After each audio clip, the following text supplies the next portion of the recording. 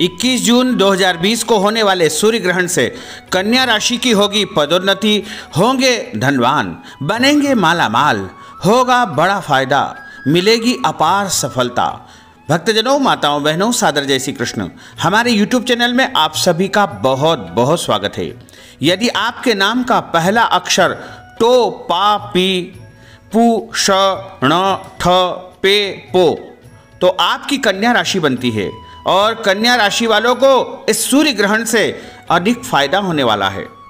तो आज हम आपको बताएंगे कि कन्या राशि वालों को किस प्रकार से फायदा होगा तथा फायदा क्यों होगा, कौन से ऐसे ग्रह है जिसके कारण कन्या राशि वालों को फायदा होगा तथा किस प्रकार से और किस तरह से और कौन कौन से लाभ इनको प्राप्त होने वाले हैं।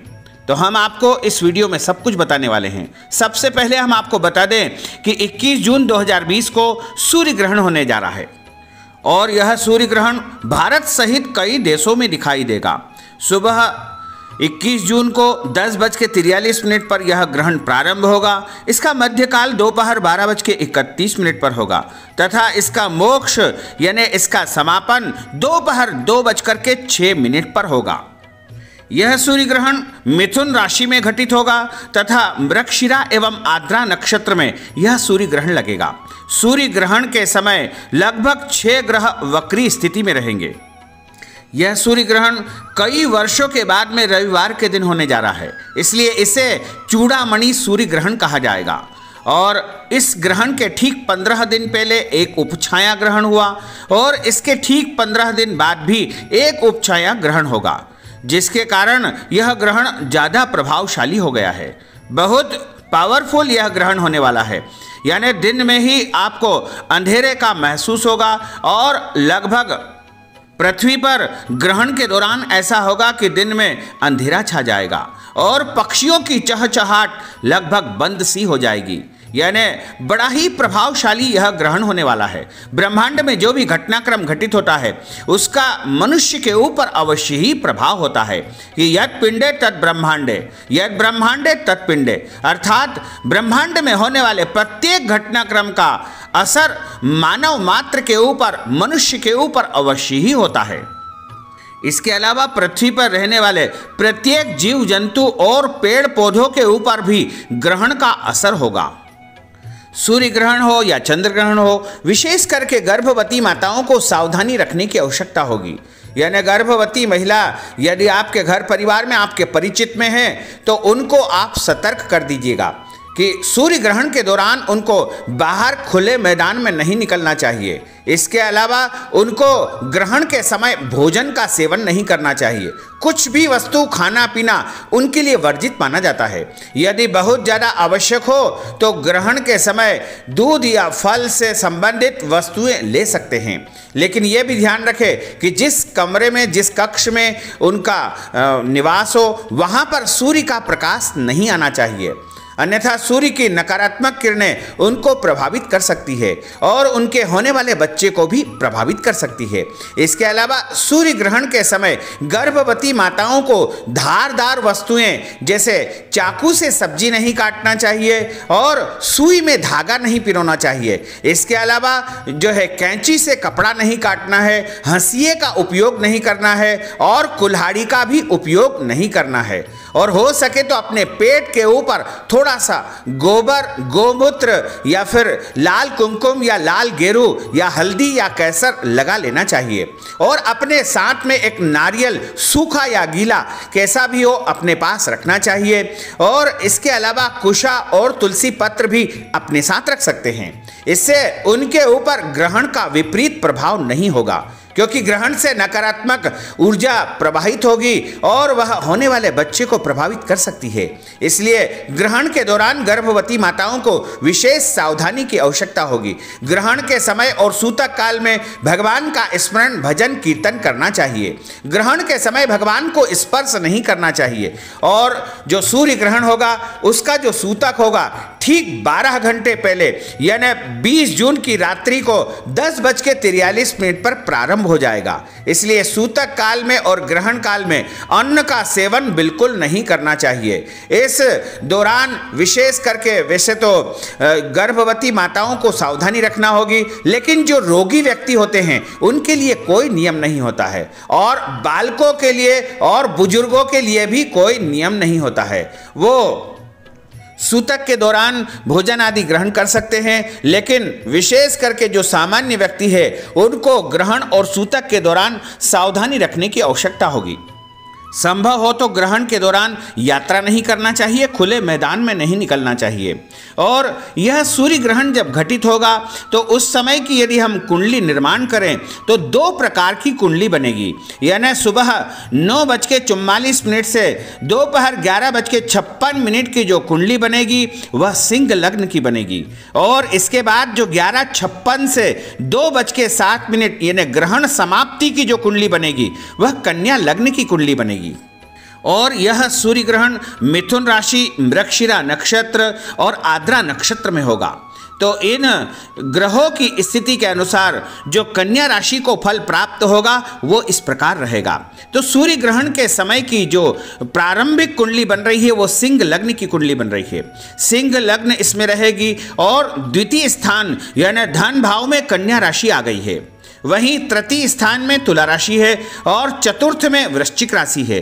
पंचम भाव में धनु राशि में केतु विराजमान रहेंगे, तथा छठे घर में शनि और गुरु विद्यमान रहेंगे। शनि यहाँ पर स्वग्रही है। वहीं सप्तम भाव में कुंभ राशि विराजित होगी। वहीं अष्टम भाव में मीन राशि तथा मंगल ग्रह विराजित होंगे, और नवम भाव यानी भाग्य स्थान में मेष राशि विराजित होगी। वहीं 10वें घर में शुक्र विराजित रहेंगे। वृषभ राशि के शुक्र अपने घर में विराजित रहेंगे। वहीं एकादश यानी 11वें भाव की यदि हम बात करें तो वहां पर सूर्य, बुध, चंद्रमा और राहु 4 ग्रहों की युति रहेगी। और 12वें भाव की यदि हम बात करें तो वहां पर कर्क राशि विराजमान रहेगी। अब जो 11:56 से जो कुंडली निर्माण हो रही है वह कन्या लग्न की बन रही है, जो कि 2:07 तक कन्या लग्न की कुंडली लगातार चलती रहेगी। कन्या लग्न में रहेगी। उसके बाद द्वितीय स्थान में तुला राशि होगी। वहीं तृतीय भाव में वृश्चिक राशि, चौथे भाव में धनु राशि में केतु विराजित रहेंगे।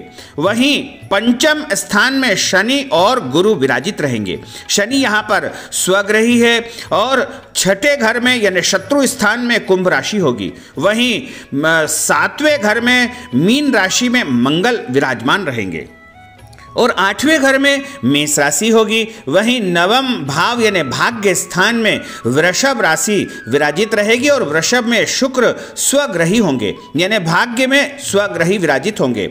और 10वां भाव जिसे राज्य स्थान कहा जा सकता है, पिता का स्थान भी कहते हैं, और पद प्राप्ति पदोन्नति का योग यहीं से बनता है। और यहाँ पर मिथुन राशि में स्वग्रही बुध है, वहीं सूर्य भी है।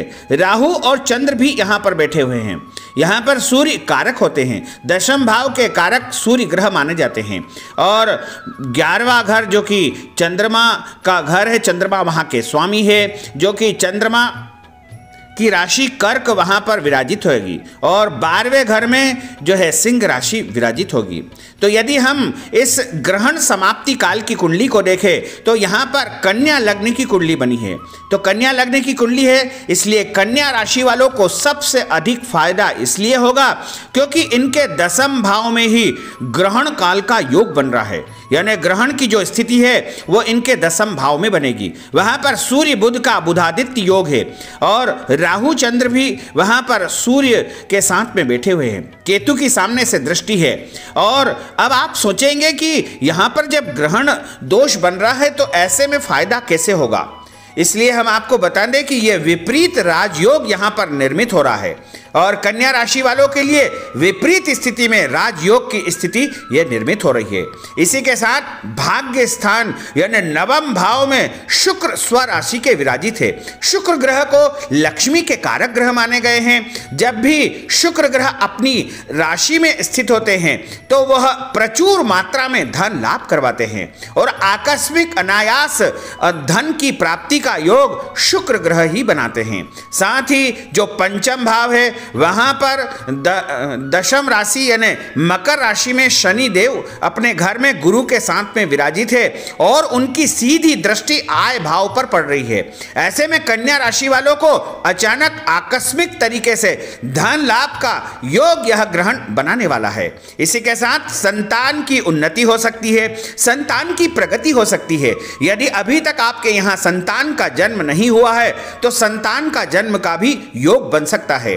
और आर्थिक लाभ ऐसे होगा कि अचानक आपको कोई ऐसा सौदा मिल सकता है। यदि आप व्यापार करते हैं तो वहां पर आपके कारोबार में अच्छी उन्नति हो सकती है और यदि आप नौकरी करते हैं तो वहां पर आपकी पदोन्नति हो सकती है और आपकी आमदनी यानी आपकी सैलरी बढ़ने का योग है और भाग्य में उन्नति होगी। आपके काम अभी तक जो रुके हुए थे, अटके हुए थे, वो भी पूरे होने लगेंगे। इसके अलावा यदि अविवाहित है और प्रेम विवाह की आपकी इच्छा है तो वह भी इच्छा पूर्ण होने वाली है।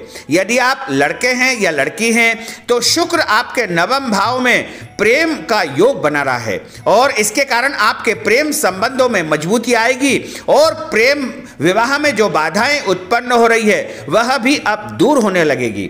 इसके अलावा यदि विद्यार्थी है तो आपको शिक्षा में लाभ होगा।